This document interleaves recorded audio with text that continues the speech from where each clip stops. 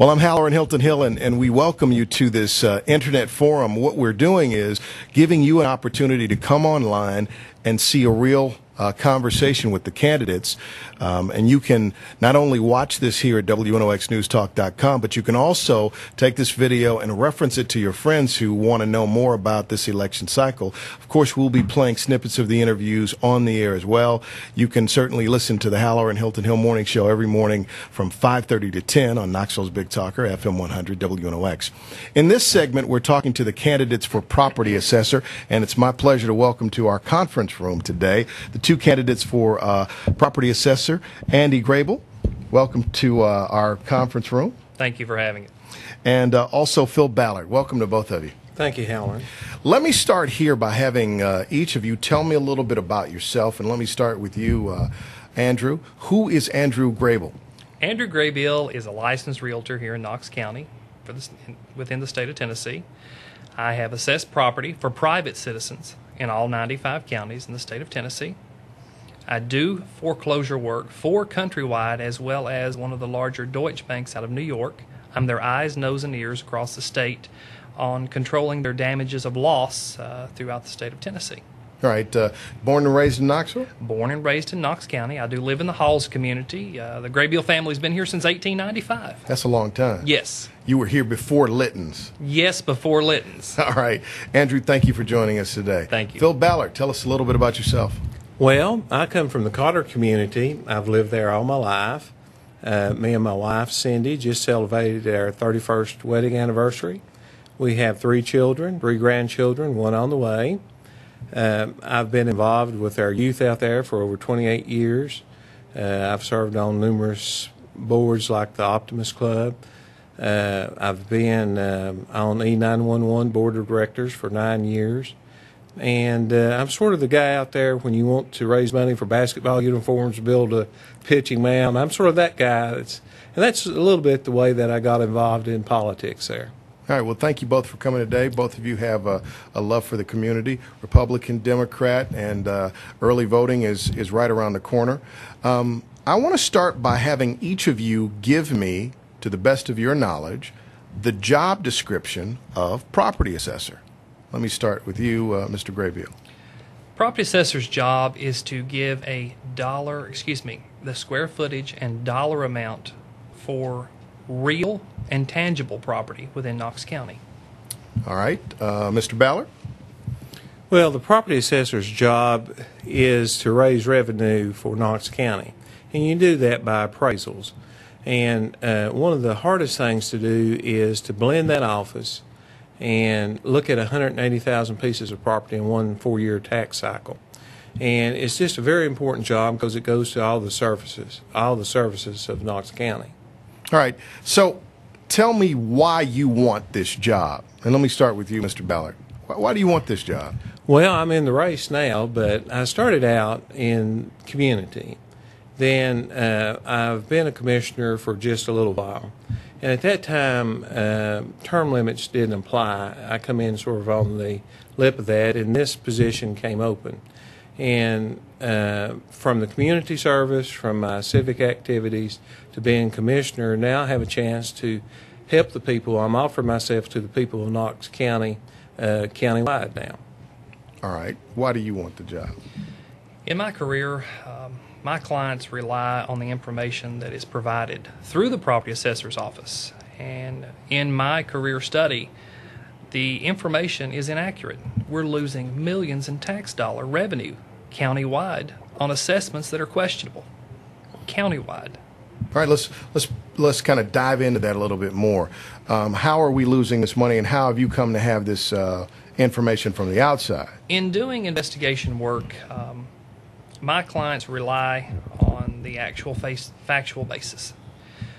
When you're looking at a property and you're comparing a home next door that does not exist, but you know it's there, that is a problem. We have homes in Knox County, I'll just pick one at random, $1.5 million mortgage. It had a construction loan on the property. It had a permanent loan on the property, but the home doesn't exist. This person is receiving taxes at $131 a year, but they're living in a $1.5 million home. That's a problem. It's not just in one particular area, it's widespread across the county. So you think there's some tax corruption going on? There are some tax discrepancies throughout Knox County that, we have 11 employees that assess property in Knox County. There's 525 square miles. The job is actually not getting done. We have 51 employees. We need more employees in the field, not adding to the staff, but more employees to the field, accurately assessing Knox County.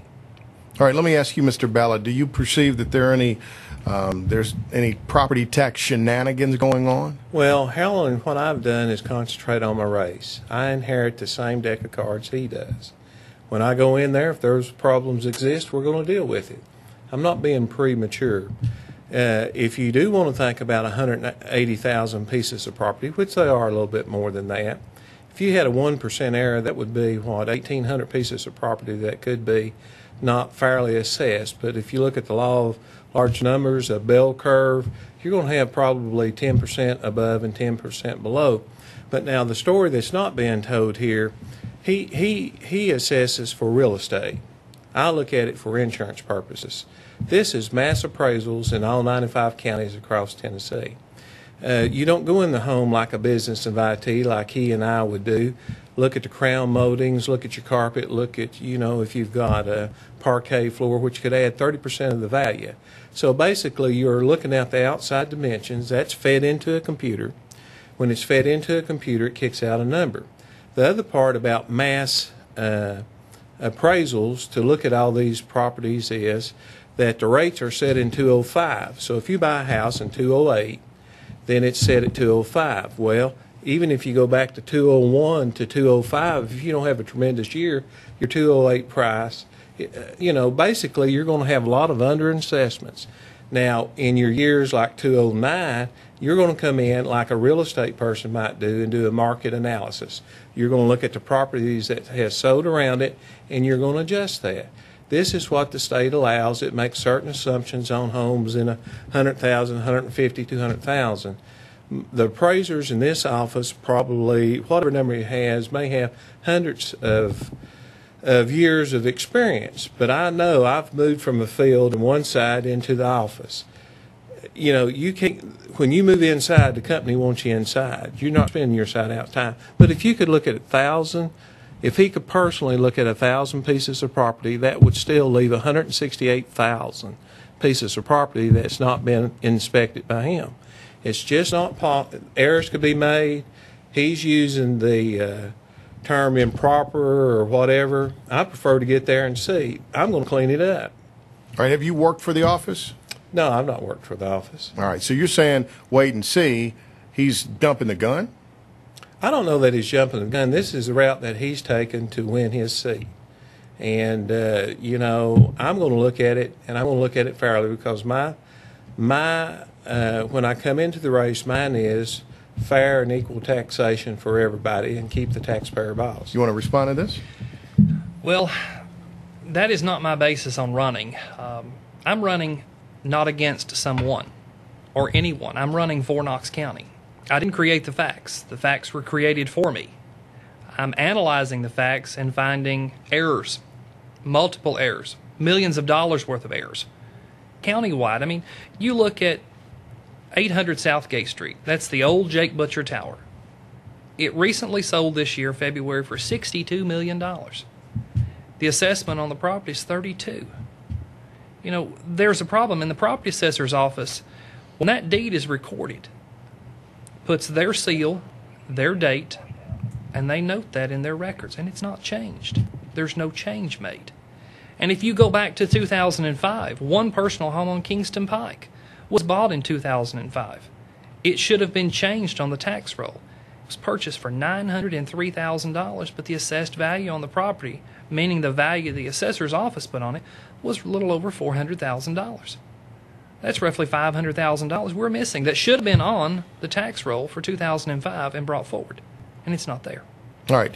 So now let's move on to management, because you know, if either of you, one of you will be selected to run this office, the property assessor's office. It's one of the reasons I wanted to ask you about. First of all, I wanted to give our viewers a fundamental understanding of how you view the job, what the job is, because that's the way we'll evaluate whether or not you're doing your job, is if what we agree on the job is. You got to manage people. Let me learn a little bit about your experience managing people. Especially within an atmosphere like this, because when you get in the city-county building, it's a whole other world, boys and girls. It's something else. What experience do you have managing people? Let me start with you. I've been in residential lending prior to becoming in real estate.